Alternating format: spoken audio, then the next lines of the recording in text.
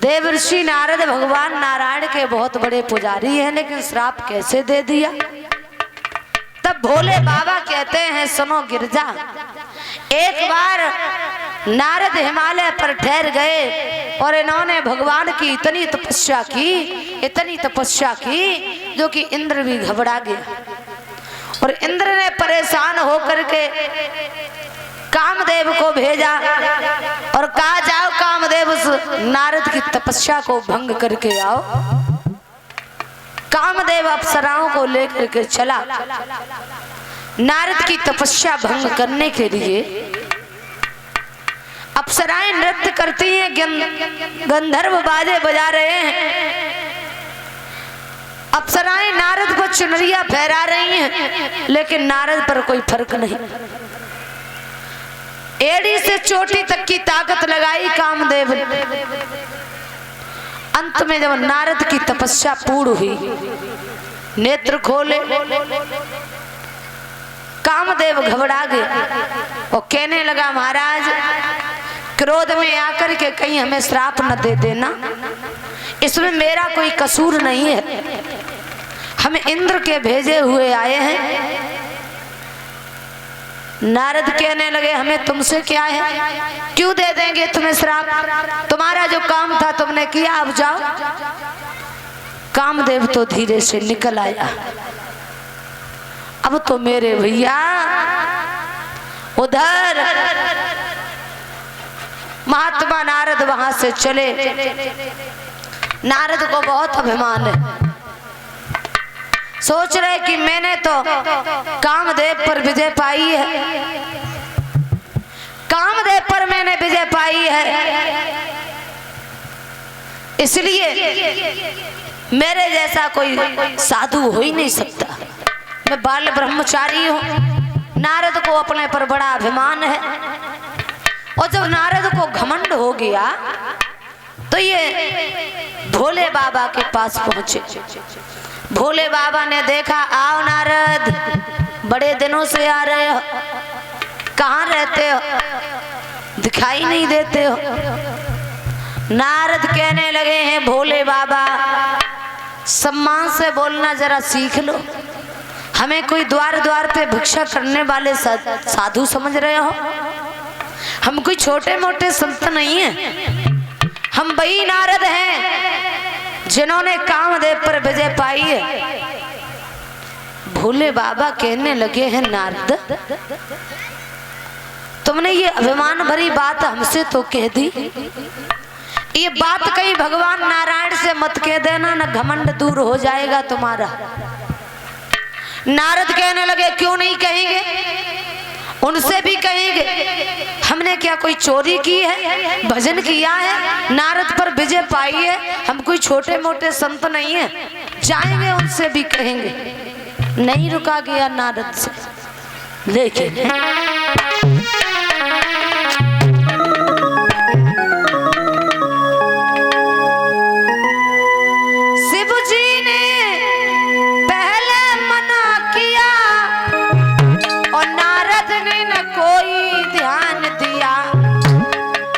समझ सके नारायण को इतना भारी अभिमान किया।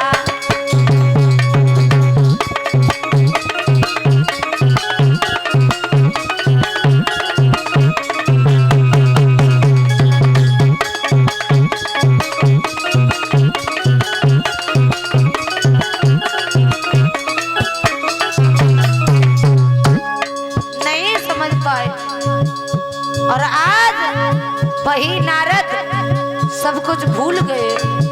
देखिए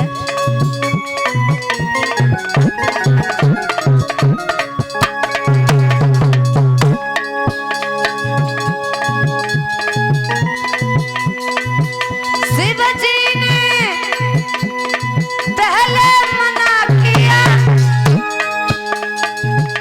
नारद ने न कोई समझ सके नारायण को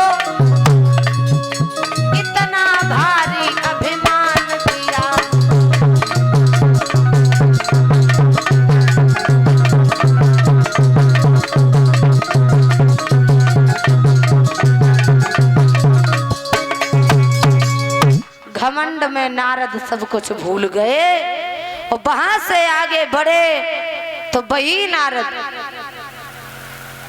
भगवान नारायण ने देखा, आओ नारद, बड़े दिनों बाद आज देख रहे हैं। नारद कहने लगे, सम्मान से बोलना तुम भी सीख लो, हम कोई छोटे मोटे साधु नहीं हैं।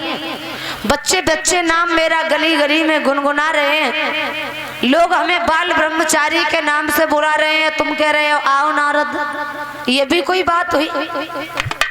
भगवान समझ गए, बोले इन्हें तो बड़ा अभिमान है।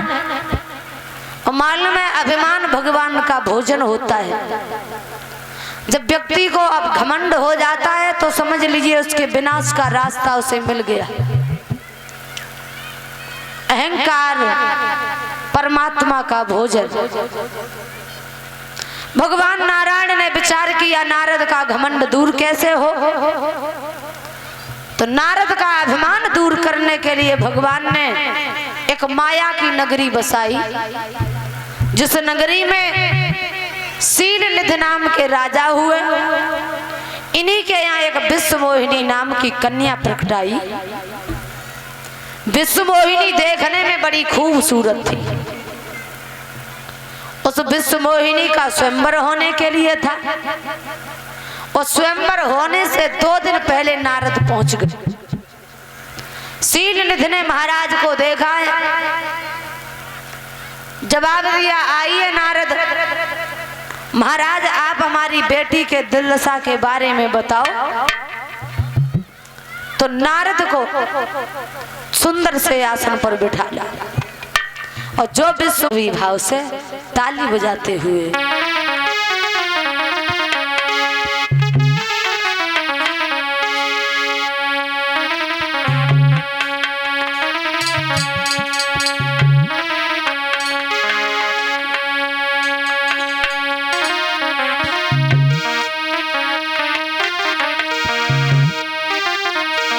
श्याम नगीना बन जाते और नथुनी में जड़ाते, नथुनी में जड़ाते।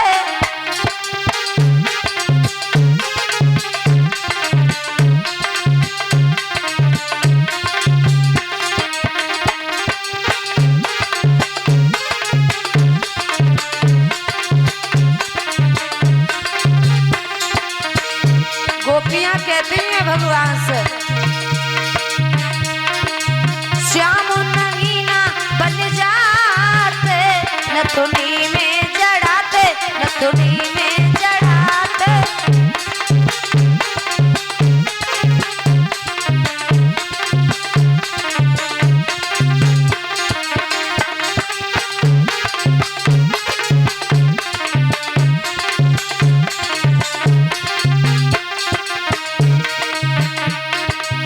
तुम चंदा होते सितारे,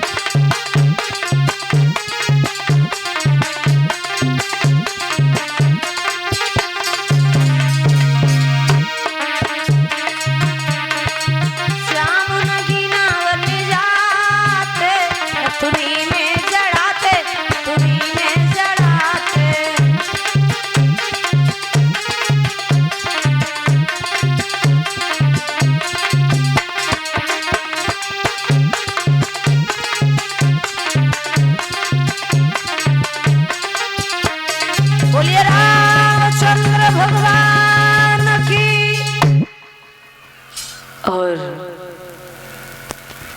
भगवान की पावन कथा